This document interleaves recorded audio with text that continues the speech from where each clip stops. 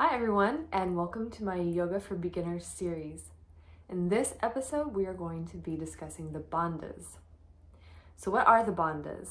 These are 3 muscle engagements or locks that help you not only to complete certain poses, but also help you to recruit certain muscles to keep you safe or to help to lock energy into the body to make your yoga practice more efficient in energy expenditure. So the first bandha I want to discuss is Mula Bandha. This bandha is at the base of the spine, and this lock is much like a kegel where you're squeezing the perineum and pulling up. The second bandha is the Uddiyana Bandha. This is your abdominal lock. It is located right in the abdomen, and the movement here is the belly button pulling in and up. And the third bandha is the Jalandhara Bandha, your throat lock. And this one's very simple. It is simply taking your chin to your chest and locking the throat. So let's go over how to do these. So Mula Bandha isn't exactly something I can show you. It's really difficult to see. It's something only really you can feel. But as I said, it's like a kegel. You're pulling up. It's not squeezing everything down there. It's not squeezing the glute muscles. It is an internal squeeze and lift. So this is going to help to lock the energy in from the bottom, from draining out. This movement also creates lightness in the body because it begins to pull the muscles up. It's extremely helpful in advanced poses, and this bandha should really be held throughout your yoga practice at all times. It's super simple, but if you've never done a kegel before, you might be confused. If you don't know what your perineum is, it's the space down there between everything. So for women, it's much like squeezing inside the vaginal walls. For men, it's much more squeezing that muscle between. Now, Uddiyana Bandha, this one is very easy to see, although it's more confusing to do. So I want to show you what it looks like. The belly button, well, let me do it this way. The belly button comes in, which is where most people stop. So Uddiyana Bandha isn't about making your muscles here or making your abs hard. It is about engaging and lifting the muscles just like in the pelvic floor. So belly button goes in, but then it goes up.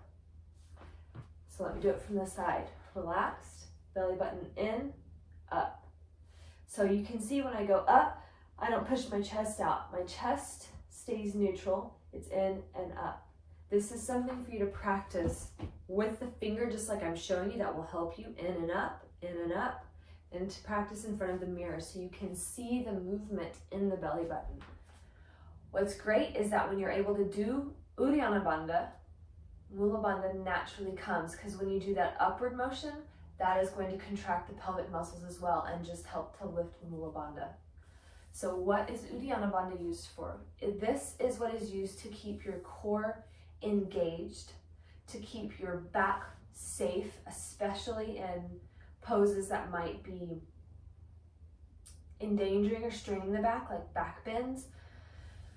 This is also a bandha that's used throughout your practice. Even when you're doing your Ujjayi breath, and I'm asking you on your inhale to expand and your exhale to contract, you're still engaging Uddiyana Bandha. Because like I said, this isn't a pulling in and contraction of all of the muscles. This is an engagement of these muscles deep in your abs, your transverse abdominis. And contracting those and engaging those does not affect your diaphragm. Your diaphragm can still move freely.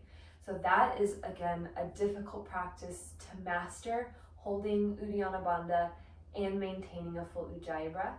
It's something to be practiced over and over. You're not probably just going to get it like that.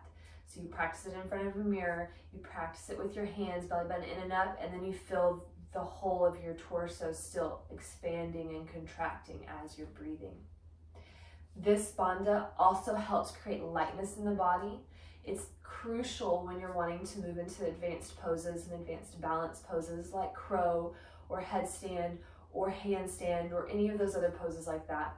But it's also important even in simple poses. It helps to deepen your forward folds. It helps to create stability in standing poses and in balance poses like tree or eagle. And it keeps you safe and it keeps the core engaged, which is where we gain and generate our power from. So it's maintaining, or it's utilizing energy as efficiently as possible by asking your core to assist rather than dumping all of the weight into arms or legs or wherever else. It's recruiting your most powerful muscles. Now the Jalandhara Bandha is used a little less frequently, but it is nevertheless important. You will most often see it or consciously notice it in poses like shoulder stand, plow, staff. Ooh, there was one more in my brain and it fluttered off. Nevertheless, it's important because it is helping you to maintain safety in the neck. So in shoulder stand, there's this tendency to collapse here, and you don't want to just collapse. You're actually pressing the back of the head while maintaining the integrity of the your cervical spine and allowing the airways to still move and breathe. So you might be taking chin to chest, but you're not collapsing down where you can't talk. You want to be able to still talk in Jalandhara Bandha. Now,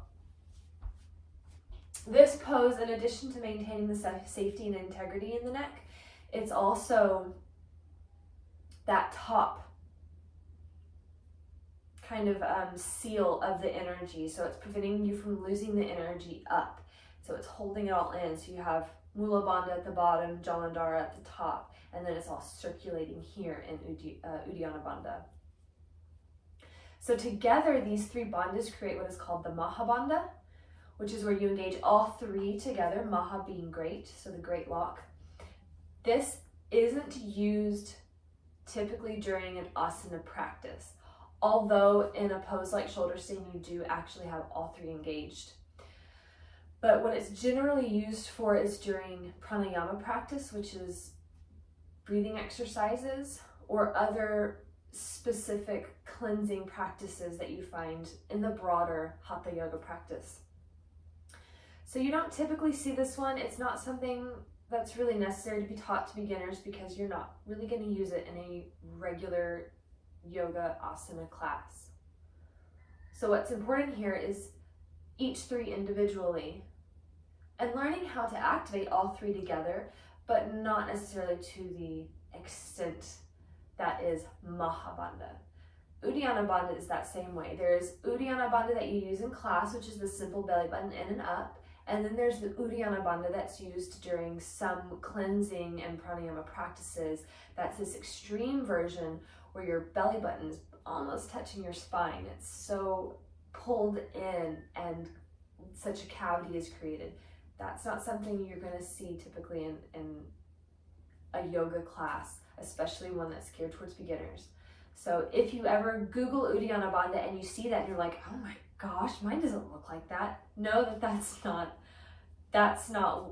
what your normal typical engagement in a class is going to look like.